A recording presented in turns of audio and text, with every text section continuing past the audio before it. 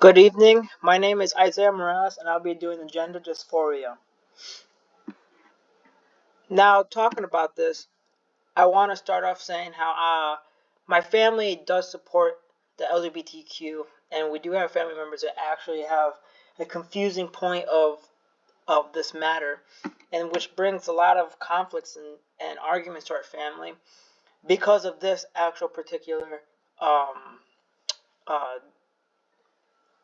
this matter. I can say. Brought a lot of debates on what the person feels and how they feel. And what do I mean by that? And so gender dysphoria is, excuse me,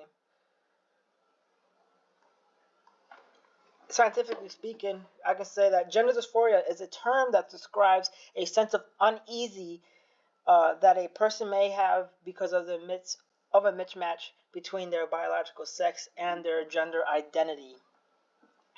Now, why is that relevant to our society? Why is it relevant to us personally? I can probably say it's relevant to us personally because we have to feel. Sometimes we feel uneasy and sometimes we're confused. And so, why is it relevant to our society? Now, it's probably relevant to our society because everyone now is supporting other genders and their confused minds and stuff, and same as companies.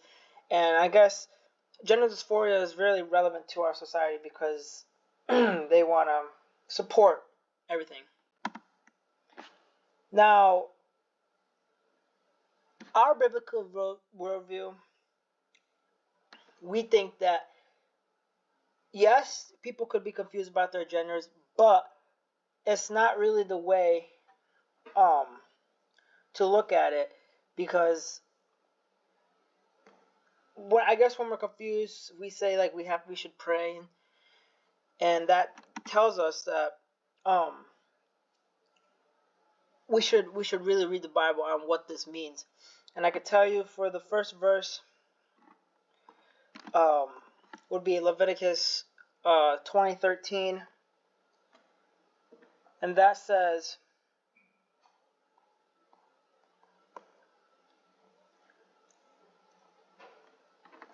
if I can find it, if a man lies with the male as with a woman, both of them have committed an abomination. They shall surely be put to death. Their blood is upon them. And then the second verse would be Romans 1:27.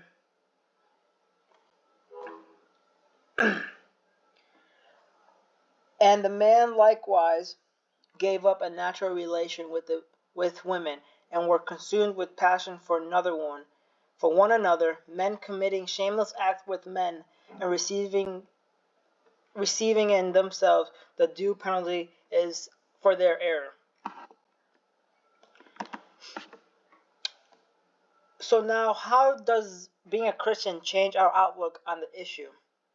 It could change our outlook by seeing what ways can we look at this in a good um, matter. How can we really comprehend this? And that goes to the next one. How can we actually comprehend this?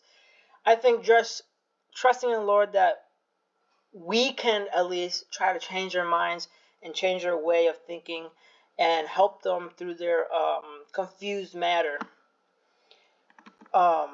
So what theories does this apply? And I know what ethical theories does it apply, and I think it'll be materialism because when they choose something that they want or what they think they're having, sometimes it's going to have a different type of consequence of their doings and what they did. So how does this apply to gender dysphoria? Utilitarianism applies to how, like, my family, there was a lot of yelling, debating, and just a lot of like tension in the family because of the consequence of what they chose to share out to our family and stuff. And it was very stressful and mind opening, I could say. when some of my family members had their gender dysphoria and changed their ways. Now, giving my personal perspective and what I believe, I don't really believe or I don't really support in that matter. Um, I guess people can try to pretend or how they feel, but I just don't support it because it's just not the way of living. And there's only two genders, and I always stick by that. In and out. Um, I don't really think that people can change their genders and then change their physical appearance, and I don't think that's good for our society. But being very sentimental and very kind, I still put a big smile, and I just think everyone's the same, and everyone has a heart. All of us bleed the same blood. Um, and yeah, thank you for watching or listening to my PK presentation.